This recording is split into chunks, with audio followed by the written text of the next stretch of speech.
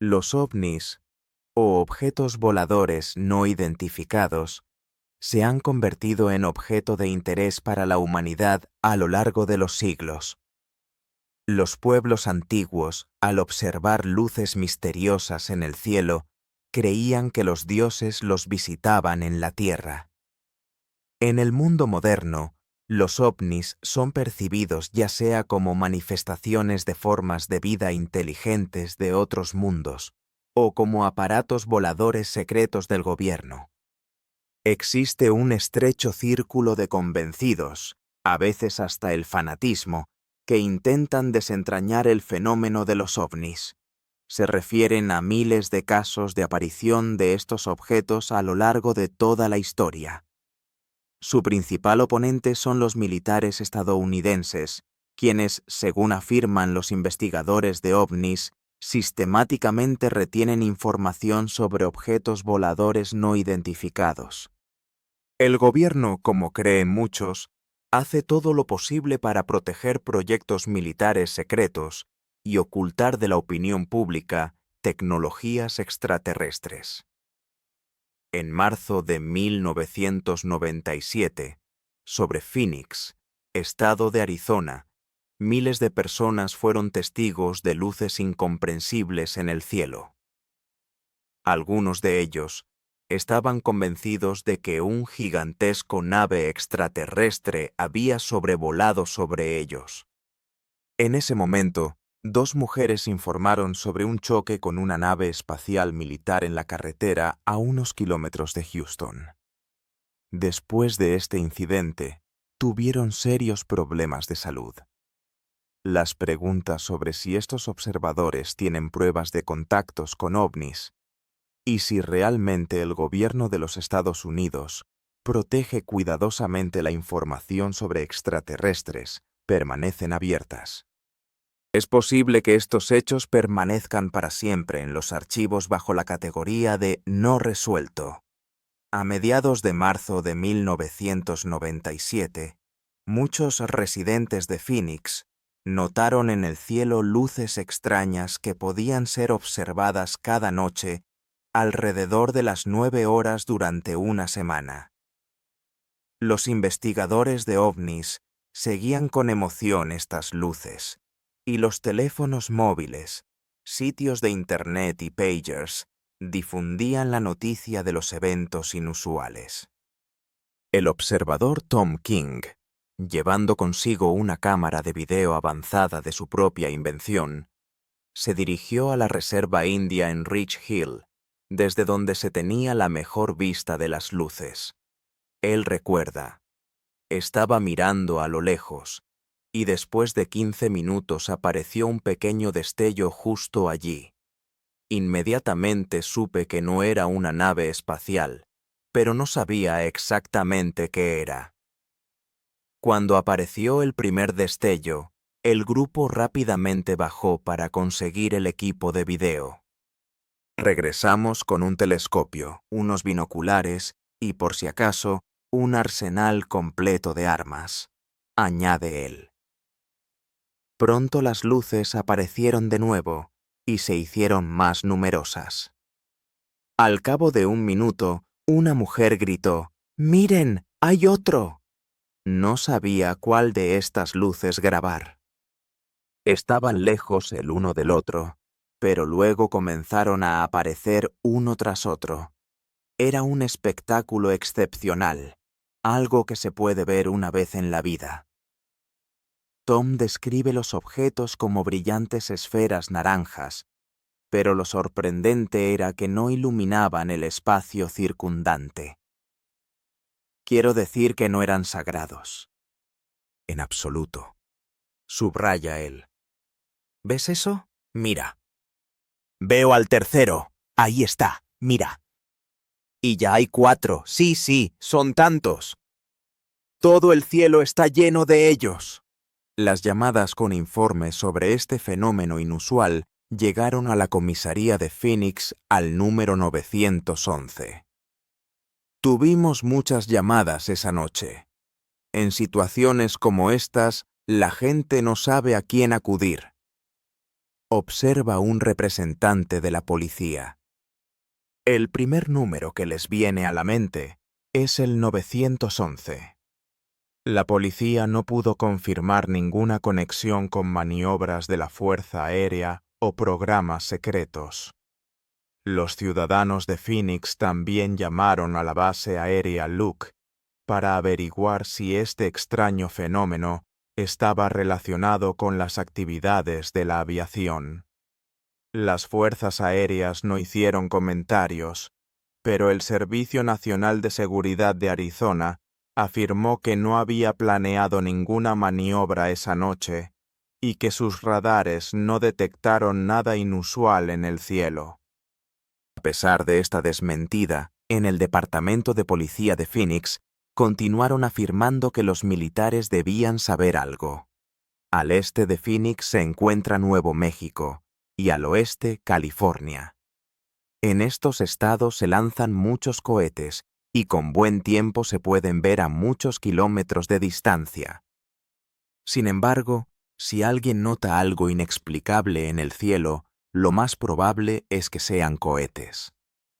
Pero tal explicación no satisfizo a muchos residentes. Frances Barwood, miembro del Consejo Municipal de Phoenix, decidió plantear este asunto en la próxima reunión. Ella comentó: "Recibo muchas llamadas telefónicas sobre las luces en Phoenix. La gente está interesada en la reacción de las autoridades ante este fenómeno. Tienen muchas preguntas para el gobierno. Creo que es necesario averiguar si alguien en nuestra ciudad está investigando lo sucedido. Debemos tomar este asunto en serio, ya que los residentes de la ciudad están preocupados, están buscando respuestas a sus preguntas y, lo más importante, quieren saber la verdad. Creo que tienen derecho a ello. Les insto a que se ocupen de este asunto". Después de su intervención, reinó el silencio en la sala, y los miembros del consejo no reaccionaron de ninguna manera a su propuesta.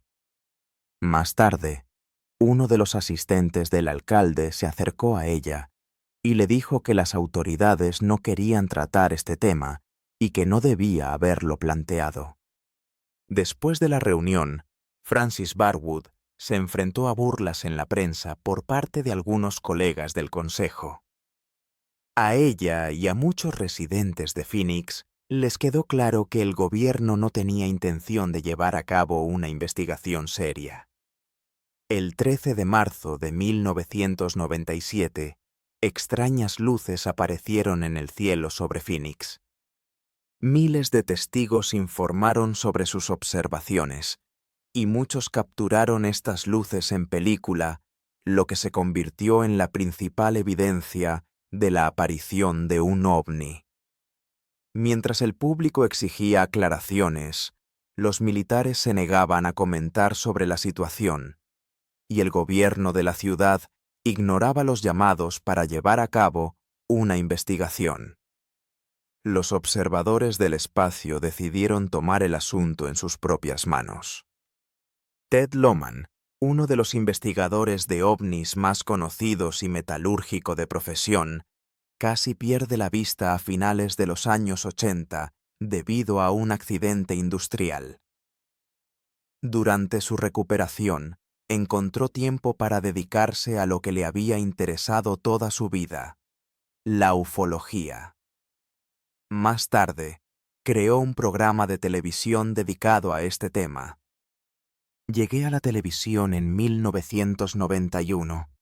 En mi programa quería contarle al mundo que el fenómeno de los ovnis realmente existe.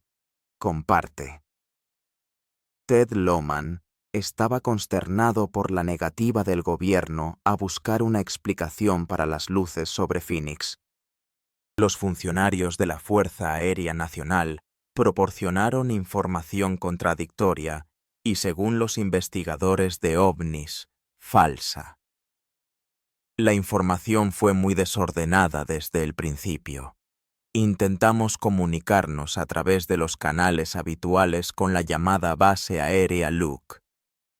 Una mujer al otro lado de la línea dijo que tenían una avalancha de llamadas. Solo unos minutos después, comenzaron a afirmar que absolutamente nada estaba sucediendo. Luego, unos meses después, comenzaron a decir que había habido algunas explosiones en la zona.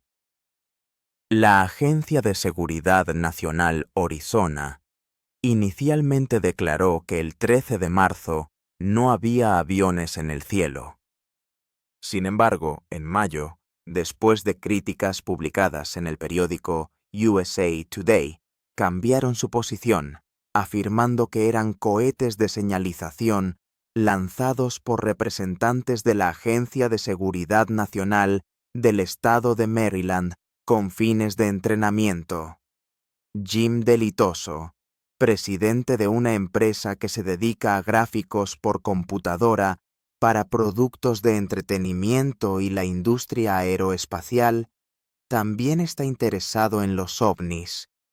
A menudo colabora con investigadores, analizando fotos y videos que documentan supuestos contactos. Hemos estudiado la imagen de un ovni a petición de otros investigadores durante más de 20 años. Somos como un laboratorio independiente. Investigadores de Rusia, Brasil, Canadá y muchos otros países se comunican con nosotros. Cuando en marzo de 1997 aparecieron luces sobre Phoenix, en este laboratorio estábamos evaluándolas sin intentar probar que se trataba de una nave espacial extraterrestre. Se realizan mediciones para complementar la base de datos. Jim Dilitoso, al igual que su colega Lohman, considera que la versión de la Fuerza Aérea sobre cohetes de señalización no es correcta. Desde un punto de vista geofísico, al analizar el levantamiento trigonométrico basado en 5 grabaciones de video diferentes, los investigadores obtienen una ubicación que no coincide con el lugar donde, según los representantes de la Seguridad Nacional, se lanzaron los cohetes de señalización. Además, el lanzamiento de cohetes de señalización duró solo 10 minutos, mientras que el evento en cuestión se prolongó durante varias horas la noche del 13 de marzo. La diferencia, según él, es bastante notable. Él subraya: las luces que volaban sobre nosotros esa noche definitivamente no eran cohetes de señalización. Según su experiencia en Vietnam, ha visto cohetes lanzados por cazas derribados. Los cohetes de señalización tienen un parpadeo característico y están suspendidos de un paracaídas, lo que les impide tener una forma geométrica clara. Cualquier piloto militar te lo confirmará, añade, insistiendo en que debe haber otra explicación. Existe la posibilidad de que los cohetes de señalización realmente existieran, pero él cree que estaba ocurriendo algo más, una especie de espectáculo para las personas que se encontraban en el área de Phoenix. Duró demasiado tiempo para ser simplemente una serie de 5 cohetes de señalización, dice, cuestionándose qué fue lo que realmente sucedió el 13 de marzo de 1997. Miles de residentes de Phoenix afirmaron haber visto una nave extraterrestre pasando sobre ellos alrededor de las 9 de la noche. Los escépticos cuestionan los métodos de investigación de los ufólogos, afirmando que la carga de la prueba recae en quien habla sobre el ovni, no en quienes intentan refutarlo. Debes presentar pruebas que no admitan otra explicación, más lógica y probable, subraya. Varios meses después, el Servicio de Seguridad Nacional finalmente dio una explicación oficial sobre las luces sobre Phoenix, afirmando que estos fenómenos fueron causados por las maniobras de un avión desconocido sobre el sur de Arizona. La grabación, realizada a las 8:30, fue el resultado de la intersección de un avión en el territorio de la zona.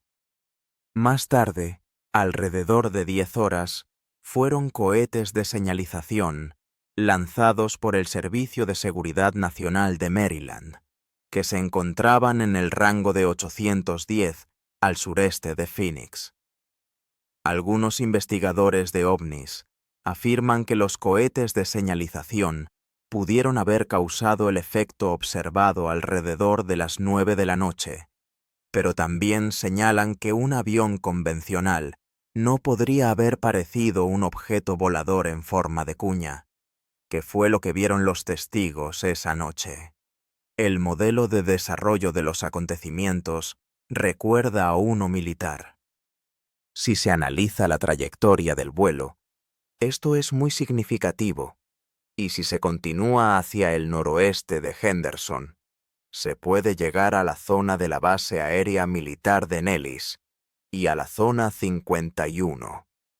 Esta información es interesante, ya que la zona 51 es una meca para los investigadores de ovnis, una base militar en el desierto de Nevada, no marcada en los mapas estatales.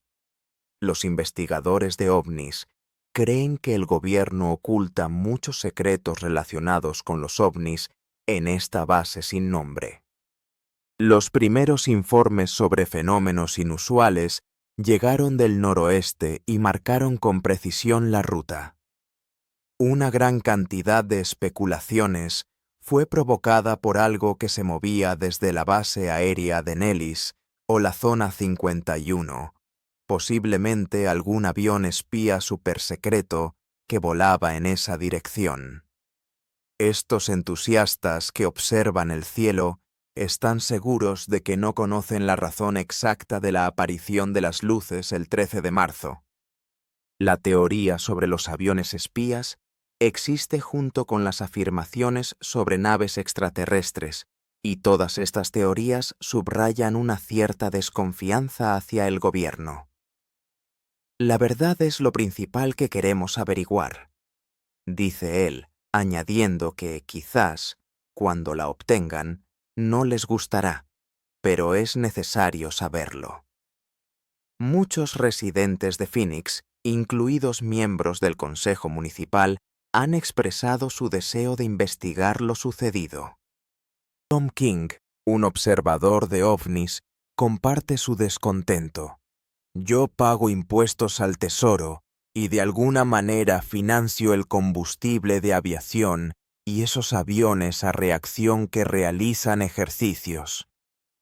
Y cuando tengo preguntas serias, exijo respuestas concretas. Él subraya que existe una ley no escrita de que, al estar en el gobierno, no se pueden hacer preguntas sobre tales cosas. Obviamente esa noche algo salió a la luz. Cientos de personas me contaron lo que vieron. Todos describen lo mismo. ¿Qué fue eso allí? A pesar de las protestas activas del público, los militares insisten en que no tienen nada más que decir sobre las luces sobre Phoenix en marzo de 1997. ¿Lo ven? Miren, son luces. ¿Qué es eso? Los veo muy bien. Luego, la historia nos lleva a la fatídica reunión de 3 texanos con un ovni, que cambió sus vidas y arruinó su salud. Algunos de ellos se convirtieron en entusiastas de los ovnis después del llamado contacto cercano, creyendo que habían visto extraterrestres o una nave espacial. 2 mujeres cuentan que sus vidas cambiaron catastróficamente después de encontrarse con una nave espacial no identificada, y la comunidad de entusiastas de los ovnis se convirtió en el único lugar al que podían acudir en busca de ayuda. Betty Cash, propietaria de un café en Dayton, un pequeño pueblo a unos 70 kilómetros al norte de Houston, recuerda su encuentro. Esa noche, el 29 de diciembre de 1980, ella y su amiga Vicky Lenderman, quien trabajaba como mesera para ella, se dirigieron con su nieto de 6 años, Colby, a New Caney, Texas, para jugar a los bingo.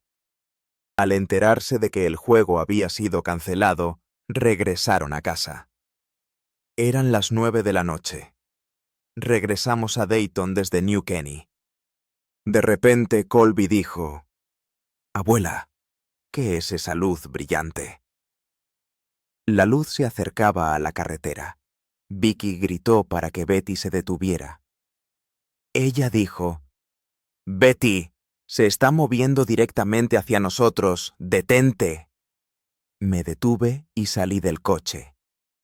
Tenía mucha curiosidad. Después de la lluvia, no podían salir de la carretera, así que solo podían detenerse. Betty salió al borde de la carretera, sosteniendo a Colby. Lo abracé por si intentaba escapar de aquí. En ese momento, vieron en el cielo un objeto de forma indefinida, que se asemejaba a un avión en apuros. Volaba justo sobre la carretera, arrojando chorros de calor y llamas hacia abajo. Tenía forma de diamante. Quiero decir, se parecía a eso, y de su parte inferior salían lenguas de fuego.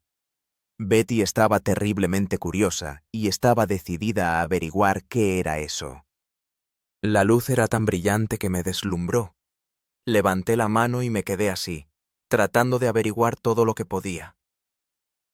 Vicky seguía gritando para que Betty regresara al coche, amenazando con que todos se quemarían. Me agarré del pomo para abrir la puerta del coche y me quemé muy fuerte. Las llamas de la nave calentaron el automóvil hasta el punto de que el contacto causó quemaduras severas. Una vez dentro, Betty encendió el aire acondicionado, ya que también dentro se estaba volviendo intolerablemente caliente. Aterrorizadas, observaron cómo la nave intentaba recuperar el rumbo. Finalmente, se elevó sobre la carretera y Betty logró alejarse de ese lugar maldito. La nave subía y bajaba, y luego voló lentamente hacia Houston. Justo cuando la nave se alejaba, vimos helicópteros. Eran helicópteros inusuales, parecidos a los que se utilizan para el desembarco de tropas. Yo había visto algunos así, pero solo en películas sobre Vietnam. Betty contó 23 helicópteros, mientras que Vicky dijo que eran 21. Estaban persiguiendo al barco. No les preocupaba en absoluto nuestra presencia abajo en la carretera. Los helicópteros se movían en la misma dirección que el barco, y Betty seguía su trayectoria, notando que ni se alejaban ni se acercaban.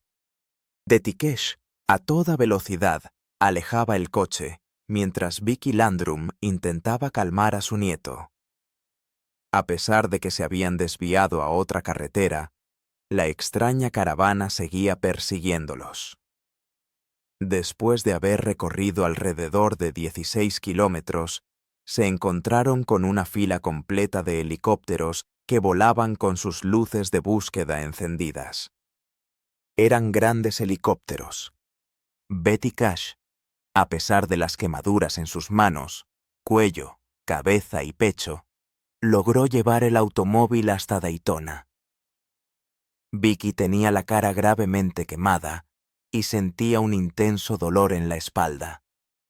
Los tres estaban deshidratados y bebían agua sin parar. A las 20, el hijo de Vicky intentaba convencer a su madre de que fuera al hospital y se sometiera a un examen, pero Vicky temía que su relato despertara sospechas en los médicos. Ella recuerda: «Mi hijo me suplicó que fuera al hospital esa misma noche, después de que le conté lo que había sucedido. Y yo le dije que si íbamos al médico, ellos pensarían que estábamos locos». Me sentí tan mal toda la noche. Vomité mucho. A la mañana siguiente, se despertó y descubrió en la almohada un mechón completo de su cabello. Tenía ampollas por todo el rostro y el cuerpo. Durante varios días, las mujeres rechazaron la atención médica, temiendo que no les creyeran. Cuando el estado de Betty empeoró, se rindió, y los tres fueron al hospital. Aún no tenían idea de cuán gravemente habían sido afectados. En el hospital, el nieto de Betty le dijo a los médicos que ella supuestamente le había prometido vaporizarlos si contaba algo. Los doctores no podían explicar el origen de las quemaduras de Colby, Vicky Landrum y Betty Cash, quien había sufrido más que los demás. Todos los síntomas que atormentaron a Betty durante 3 semanas después del incidente eran típicos de una exposición a la radiación, como resultado de la cual perdió piel y cabello en el lado irradiado. Comenzó a tener diarrea y vómitos, todos signos clásicos de la enfermedad por radiación. Betty afirma: "No creo que ella se lo haya inventado". No podía saber esos detalles sobre la irradiación de 2º y 3er grado. Los médicos le preguntaban constantemente dónde había obtenido esas quemaduras y cómo. Betty añade: "Nunca se me ocurrió que este objeto pudiera emitir radiación. En ese momento, solo sabía que la radiación se utiliza en el tratamiento del cáncer". Betty pasó más de un mes en el hospital. Después de ser dada de alta, no pudo trabajar y se vio obligada a cerrar su restaurante. Desde el principio, fueron pérdidas constantes, dice ella. Se arruinó debido a las enfermedades adquiridas como resultado de la radiación. La traté durante muchos años para ayudarla a salir adelante, recuerda su hijo. Más tarde, Betty desarrolló cáncer de mama y le realizaron una mastectomía. No tenía seguro y su estado de salud no le permitía trabajar. Realmente fue horrible. Aunque las lesiones de Vicky Landers y Colby no fueron tan graves, las cicatrices de las quemaduras y los problemas de visión quedaron de por vida. Desesperadas, las mujeres escribieron al senador Lloyd Bentsen y al congresista Charles Wilson pidiendo ayuda médica. En respuesta, recibieron una carta en la que Bentsen y Wilson prometían apoyo y aconsejaban no rendirse. En la carta se informaba que en la base de la Fuerza Aérea en Bergstrom todos conocían lo sucedido y estarían encantados de ayudar. Sin embargo, cuando se dirigieron allí, fueron recibidas de manera grosera. Los funcionarios de la base de la Fuerza Aérea en Bergstrom afirmaron que no sabían nada sobre el incidente y que la única opción que tenían era demandar al gobierno de los Estados Unidos por los daños causados. Curiosamente, los militares intentaron varias veces comprarle a Betty Cash su automóvil, pero ella se negó a venderlo. Cuando el rumor sobre el incidente se propagó en Dayton, Betty y Vicky sintieron hostilidad por parte de sus vecinos y conocidos. Finalmente, las mujeres buscaron ayuda en la comunidad de entusiastas de los ovnis, que se convirtió en su única esperanza. Betty Cash y Vicky Landers quedaron incomprendidas por la sociedad. El encuentro con la nave espacial en 1980 podría haber sido olvidado si no fuera por la comunidad de entusiastas de los ovnis.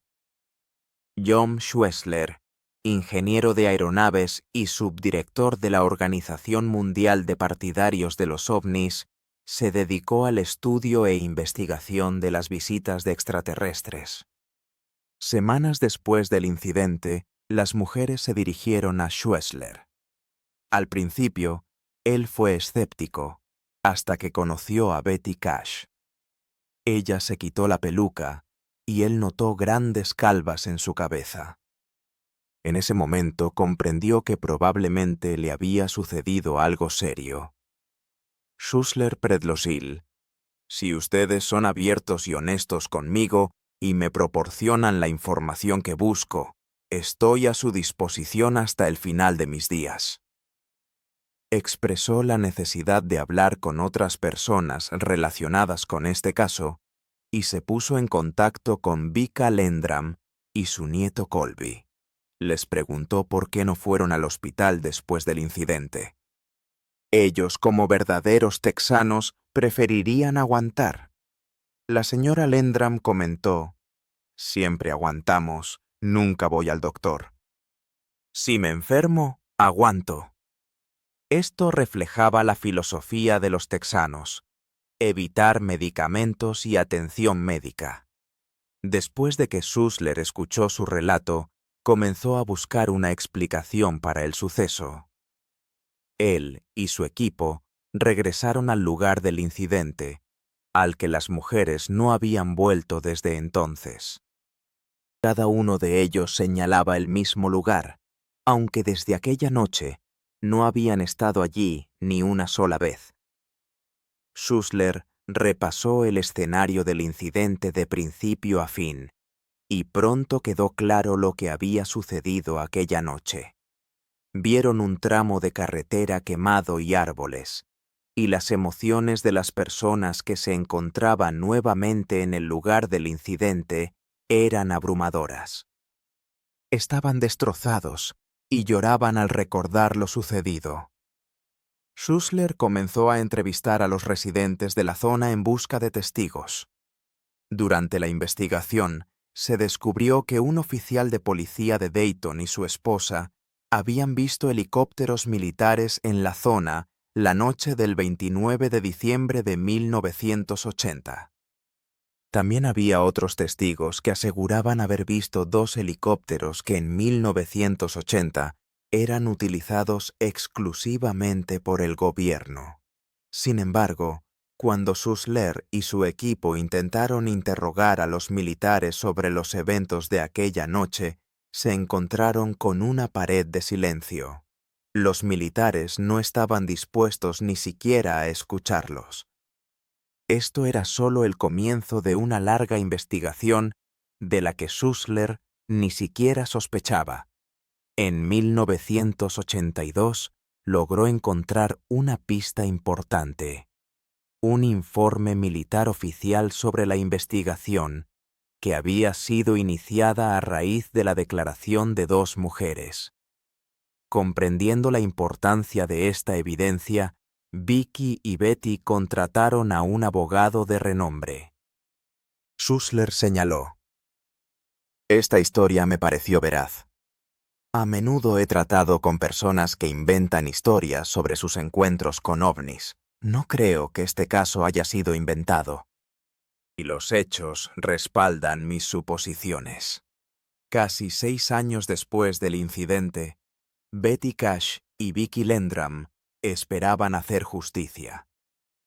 Presentaron una solicitud en la oficina del fiscal del estado de Houston, y las audiencias preliminares fueron programadas para agosto de 1986. Sin embargo, el gobierno federal negaba su implicación en estos eventos. Todo lo que se pudo probar fue que las mujeres habían resultado heridas. El juez cerró el caso, citando la falta de hechos necesarios. Todas las esperanzas se desvanecieron. Al final, Betty Cash y Vicky Landrum abandonaron Texas para escapar de los dolorosos recuerdos del pasado. 18 años después, cuando los tabloides y los periódicos locales estaban cansados de esta historia, otro investigador de ovnis continuaba buscando explicaciones. Se dirigió a Dayton, Texas, afirmando: «Este es un caso muy confuso. Hay algún tipo de misterio aquí. Tengo mucha experiencia. He llevado a cabo muchas investigaciones, incluyendo investigaciones de asesinatos. En este caso hay pruebas y testimonios de testigos. Uno de ellos, Ten Stork, oficial de policía de un suburbio de Denver, participa activamente en la comunidad de entusiastas de ovnis y anteriormente sirvió en la Fuerza Aérea. Compartió que durante su servicio lo obligaron a firmar un documento que prohibía discutir cualquier evento relacionado con ovnis. Esta involuntaria complicidad en la política de encubrimiento del gobierno lo llevó a comprender las experiencias de Betty Cash y Vicky Landrum, quienes se enfrentaron a lo desconocido. Según Betty Cash, Vicky Landrum y John Schwessler fueron testigos de la aparición de un objeto brillante en forma de diamante que emitía una poderosa energía similar a una llama. Esta nave, que descendió del cielo, irradiaba radiación y un intenso calor que derretía y quemaba todo a su paso. Incluso la pintura en el techo de su automóvil comenzó a burbujear por la exposición. Ahora se encuentran en el lugar de los hechos, y Betty siente que realmente sucedió algo aquí. John Schwessler, quien visitó este lugar 3 semanas después del incidente, notó cambios en la carretera. Relató que el tramo donde ocurrió el contacto había sido excavado y reemplazado, a pesar de las afirmaciones de todas las agencias de carreteras de que no se habían realizado trabajos. Esto le generó sospechas. Schwessler también observó que entre 6 y 8 semanas después, la misma cuadrilla regresó a este lugar para volver a excavar y pavimentar el tramo. En el proceso de estos trabajos, se retiraron varios centímetros de tierra de la superficie, y si se observa detenidamente, se puede notar un cambio abrupto en la estructura del pavimento. Este cambio se observa solo en este lugar específico de la carretera, lo que claramente indica algo más que un simple error de los trabajadores de la carretera. Stork añade que desaparecieron los árboles jóvenes que crecían a lo largo de la carretera. En este tramo no hay ninguno, mientras que a lo lejos, a una distancia de 50 metros, se pueden ver árboles, posiblemente incluso más viejos. Esto plantea preguntas. ¿Por qué no quedaron árboles jóvenes en este lugar? ¿Fueron desenterrados y, si es así, para qué? Los investigadores sugieren que las fuerzas militares de los Estados Unidos podrían haber reparado el camino para ocultar las pruebas de un encuentro inexplicable entre Betty Cash y Vicky Landrum. Stork está convencido de que existen más pruebas no reveladas y espera que, al continuar actuando y presionando a las autoridades, puedan obtener respuestas a muchas preguntas. Sueña con encontrar a alguien que no tenga miedo de admitir: estuve en ese helicóptero, estuve allí, y lamento mucho lo que les sucedió a esas personas. Stork enfatiza la importancia de que los entusiastas de los ovnis continúen trabajando en estos problemas hasta que se alcance la verdad. Quizás esto conduzca a una revelación del gobierno. Cuando las personas se enfrentan a ovnis, necesitan ayuda. Sin embargo, los funcionarios de la NASA y de la base de la Fuerza Aérea Bergstrom se negaron a comentar sobre este caso. Betty y Vicky creen que el gobierno les ha mentido sobre su falta de implicación desde el principio. Betty expresó sus sentimientos. Destruyeron mi salud. Destruyeron mi vida. ¿Qué más pueden hacer? ¿Solo matarme? Y probablemente lo harían con gusto, pero soy muy obstinada y realmente quiero hacer justicia. Voy a luchar hasta el final. Desafortunadamente, Betty y Vicky se convirtieron en víctimas de un programa militar secreto. Se dirigieron a un tribunal federal, pero perdieron el caso, sin poder demostrar que todo lo que les sucedió fue el resultado de alguna acción gubernamental. Stork cree que simplemente sucumbieron al pánico y añade que la mayoría de los informes de contactos con ovnis resultan ser fraudes y mentiras deliberadas. El Tribunal Federal, en su opinión, está de acuerdo con este punto de vista. Los investigadores de ovnis subrayan que en este incidente hay demasiadas coincidencias como para considerarlo una invención. Las fuertes irradiaciones no son la única prueba de la realidad de lo sucedido. En este caso se combinan muchos factores. Un gran número de testigos que vieron todo con sus propios ojos y síntomas médicos. Esto es suficiente para iniciar una investigación, como se pensaba entonces. Uno de los testigos, Tom King, expresa su creencia de que Betty Cash, Vicky Landrum y Colby realmente se encontraron con algo inexplicable. Añade que su intuición le dice que el gobierno tiene la relación más directa con esto. En su opinión, es necesario hacer un gran esfuerzo para llegar a la verdad.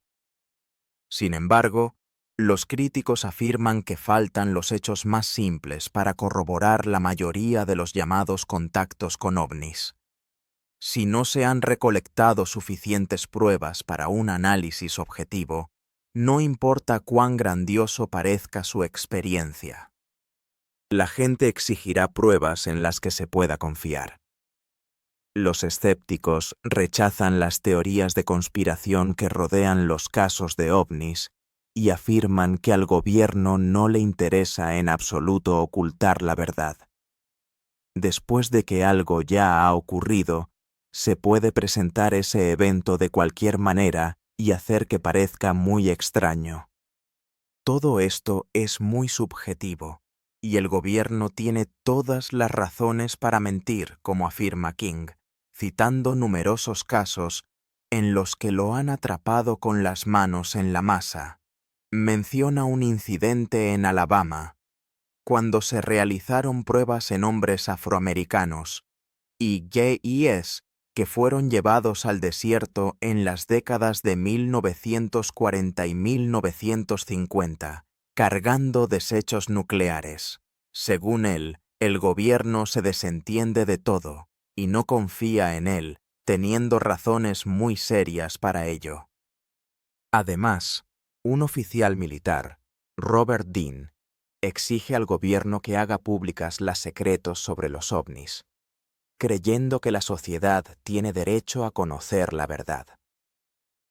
En los Estados Unidos y en todo el mundo, investigadores de ovnis se reúnen para intercambiar historias, compartir nuevos datos y discutir la renuencia del gobierno a comentar sobre estos fenómenos. Dean, quien ocupó altos cargos en la OTAN en la década de 1960, habla de un documento clasificado como ultra secreto, que contiene información sobre incidentes relacionados con ovnis que, según él, casi provocaron una tercera guerra mundial. Este documento se refería principalmente al estudio de contactos con civilizaciones extraterrestres. En ese período, grandes objetos redondos aparecían a menudo sobre Europa, volando en grupos y desapareciendo de los radares de la OTAN sobre el mar de Noruega. En varias ocasiones, esto estuvo a punto de provocar un enfrentamiento militar entre los Estados Unidos y la Unión Soviética. Dean recuerda: una vez entendí que los ovnis son una realidad, no un mito ni una leyenda. Me impactó tanto como nada antes, pero, afortunadamente, no se llegó al conflicto. Dean y su esposa Cecilia crearon una organización, Stargate International, para preparar y hacer lobby en el Congreso sobre cuestiones relacionadas con los ovnis. Su objetivo es descubrir la verdad sobre los ovnis y la inteligencia extraterrestre. Dean afirma: queremos saber la verdad. Esta verdad ha sido silenciada durante muchos años no solo por nuestro gobierno, sino por prácticamente todos los gobiernos del planeta. Pero ahora ha llegado el momento de contarle a la gente todo. El objetivo de su organización es influir en el gobierno y el Congreso. Dean subraya la necesidad de llevar a cabo una audiencia en el Congreso para hacer públicos los materiales y testimonios contemporáneos sobre los ovnis. Aunque esto no será un diálogo directo con el gobierno, al menos podrán atraer su atención. Él considera que la política gubernamental de negación de la existencia de ovnis y la ocultación de pruebas violan los derechos constitucionales de los ciudadanos de los Estados Unidos. Alguna vez juré que, si fuera necesario, daría mi vida para proteger la Constitución de los Estados Unidos. Y para mí, esto es un juramento serio, dice él, añadiendo que ha pasado por muchas guerras de las que muchos ni siquiera tienen idea. Durante muchas décadas, la Constitución del país ha estado en peligro debido a mentiras y engaños, opina Dean.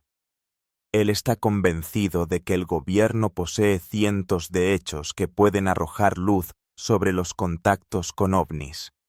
En su opinión, la conferencia de prensa de la Fuerza Aérea de los Estados Unidos en 1997, que reveló información sobre el accidente de una nave extraterrestre en Roswell, Nuevo México, es otro ejemplo de engaño. Dean enfatiza: estamos muy orgullosos del apoyo de la sociedad. Estamos seguros de que nuestro informe ha respondido a muchas preguntas, y es una respuesta muy lógica y convincente. Él señala la absurdidad de las recientes declaraciones de la Fuerza Aérea sobre Roswell, que primero afirmaron que se trataba de un globo, luego lo desmintieron diciendo que era otro tipo de globo, y más tarde contaron que eran maniquíes para pruebas en situaciones de emergencia. Les digo a ustedes y a sus televidentes, no debemos tolerar esto más. Dean se pregunta si el gobierno de los Estados Unidos está ocultando a sus ciudadanos secretos sobre ovnis y civilizaciones extraterrestres. Comparte su experiencia. Tuve acceso a materiales clasificados de máxima importancia, con el más alto grado de secreto que pueda existir. No cree que los militares puedan mantener tales materiales en secreto durante tanto tiempo, especialmente secretos como los ovnis. A pesar de las afirmaciones de muchos sobre las acciones de los militares, Dean señala que estas personas no pueden presentar ninguna prueba. Sin embargo, los investigadores de ovnis continúan insistiendo en que el gobierno no desea revelar secretos y oculta pruebas de visitas extraterrestres. Luego describe su ubicación actual. Ahora estamos en esencia cerca de uno de los accesos que conducen a la Zona 51. Esta zona está rodeada de muchos mitos y nadie sabe quién la controla. Yo tengo la sensación de que allí en el desierto probablemente está enterrada una enorme cantidad de aparatos estrellados. Aunque Dean ha escuchado muchas historias y ha leído testimonios, él reconoce: no tenemos pruebas puramente físicas. Él continúa: por ejemplo, no hay una nave voladora estrellada de la Zona 51 que podamos presentar a los demás miembros de la sociedad. La mayoría de los escépticos, reconociendo la posibilidad de la existencia de otra inteligencia en el universo, no creen que haya tenido contacto alguna vez con los terrícolas. Los ovnis existen. La gente ve cosas que no puede explicar. Siempre las han visto y siempre las verán. Eso es normal. Dean afirma que los ovnis existirán, al menos mientras haya algo en este universo que esté más allá de nuestra comprensión. Si ya han estado aquí, sabemos lo que representan desde el punto de vista tecnológico. Solo nos queda esperar que vengan en paz. Él cree que el contacto ya ha ocurrido. Creo que caminan por nuestro planeta igual que nosotros. Dean sugiere que en el próximo milenio, los cambios en la sociedad y el poder harán que las personas sean capaces de aceptar a aquellos que ya han llegado y a los que llegarán. Todos tenemos un poco de miedo a estos contactos porque no tenemos absolutamente ninguna idea de lo que se puede esperar de ellos. No sabemos. Para los investigadores de ovnis, la cuestión no es si habrá contacto, sino cuándo ocurrirá. Estas personas continúan mirando al cielo y estudiando las estrellas, llevando a cabo sus propias investigaciones y tratando de presionar al gobierno en busca de pruebas de la existencia de naves extraterrestres. Sin embargo, la pregunta sobre quién habita los cielos y qué secretos nos oculta el gobierno sigue sin resolverse.